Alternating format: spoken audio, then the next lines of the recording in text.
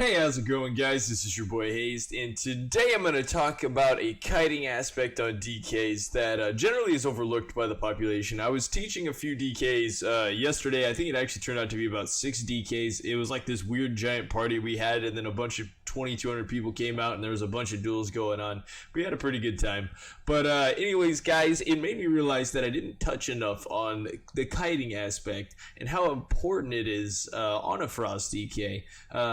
Being aggressive and being defensive with it. I mean, we use it against every single class, so I decided to touch up on it and kind of bring this whole thing to the light of how important getting this down is, and of course telling you guys how to do it. So let's do this, guys.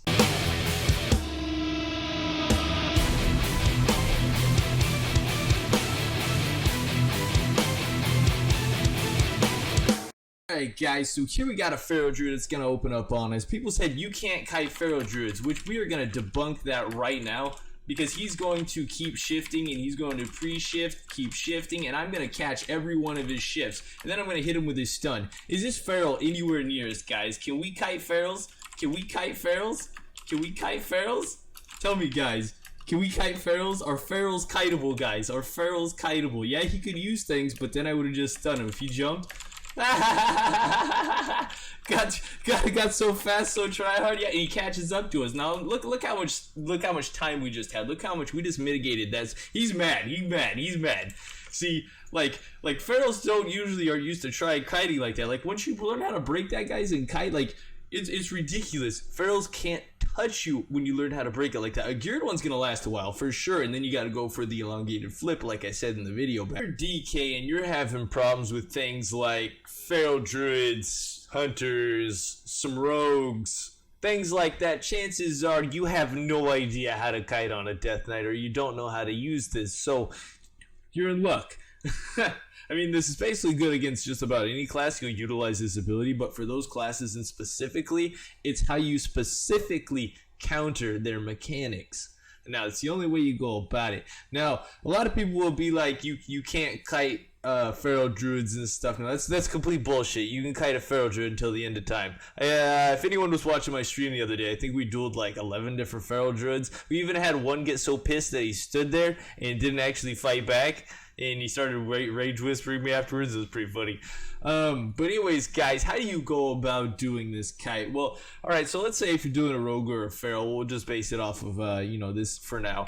And you got a kite. Let's say they open on you. Now with that, you also have to throw in the CC breaker off the opener. Now it has to be within the first couple seconds, kind of the general rule with it.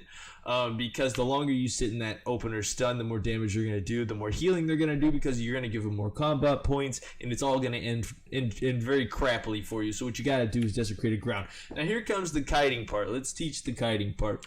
Very, very important, guys. Very important. And like on just about any class you play, you need to be able to do this, guys. And it basically makes it so you can run backwards at full speed and keep your parries behind you while you're PvPing, so you don't give somebody your back and you're like, what? That sounds stupid. Does that actually work? Yes, guys, that actually works. You can do that.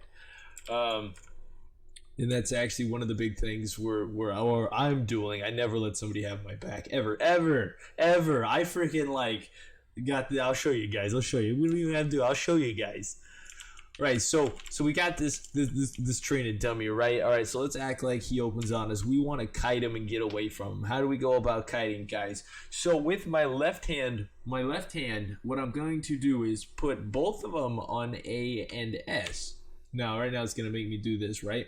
So what I'm going to do is, while I'm looking at this target, I'm going to kind of tilt my side this way, so I can push both my mouse buttons down at the same time and side stripe. Now you see how easy the side stripe is? Now if I hit S, A, and D, I can side stripe. But the whole time, now imagine this, I'm running away from this guy, and I'm jumping, and I'm turning, and I'm siphoning as I'm running. Also, as you're facing him, if you're siphoning him and hitting him with stuff like that, you're facing him. So anything hitting your back will actually get, chance to be parried, which is amazing. It's one of our strongest abilities when it comes to duel. It's going to be one of the biggest things when it comes to the difference between a DK, a good DK, and a very good DK is going to be how much parry they actually manage to get on a person.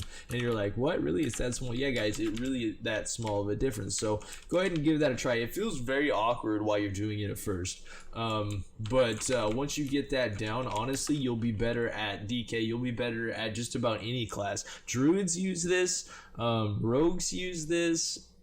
Warriors don't really use it as much. I mean, they don't really need to too much. I mean, they can. They definitely can for like rogue stuns and stuff. They jump out of it before they're slowed. Things like that. But yeah, you guys really need to get the feel on this for the kiting part. Now, when you see me doing this, don't try to do that. That, like, juking different sides and still running backwards, that's the way I do it. That's kind of like a harder way to do it because I actually shift my buttons, like the D and A key back and forth, and then I slightly rotate my mic, and I can actually go straight backwards without, like holding my character while looking, basically, and then go straight backwards while keeping the full speed is how you kite like that. And it keeps the parry to your back instead of, someone just you hitting your back, getting full crits, no parry, all that golden jazz. And that's also going to be the best way to survive. Now when DKs go, how do you live so long? You live, Lord Haze, like you take no damage and you heal so much. That's like the biggest key that people are generally missing is the small little fundamental mechanic of kiting back and healing and keeping parry at somebody. Now, of course, if you're winning and you're going to be aggressive, you're going to be going hard at somebody, trying to put in as much pressure as possible. Against another DK or whatnot. But like, of course, like a rogue or something like that's going to open on you first, you really need that talent to stay alive. Now, this talent can also keep you alive in arena a lot better. So you're playing double DPS or something like that. It also comes into play because if you have a rogue open up on you or something like that, and then you have a warrior start smashing on you, say you're doing double DPS of some sort, and you set that CC in the beginning, they're going to be able to like generate full burst and smash on you before you actually get out of that CC. You're basically setting them up to win without breaking that CC that early and getting out of it. It's something that really comes into play when it comes into dueling people, guys. Is basically just, of course, like I'm saying, getting out of that CC and then kiting. It's the kiting, guys. It's the movement. It's that simple movement. That's all it is holding those buttons, hitting space. Now, do I have to jump? You're wondering, do I have to jump, guys? Yes, you should jump. Why should you jump? We've talked about this one a few times, I know. If you get hit by a slow, a chains, anything like that, you won't actually get affected by it until you hit the ground. So that like I said earlier, also works for rogue kidneys and things like that. It can really help you take quite a lot less damage from something, or they don't get actual uptime on you because of that little hop. Can be absolutely amazing.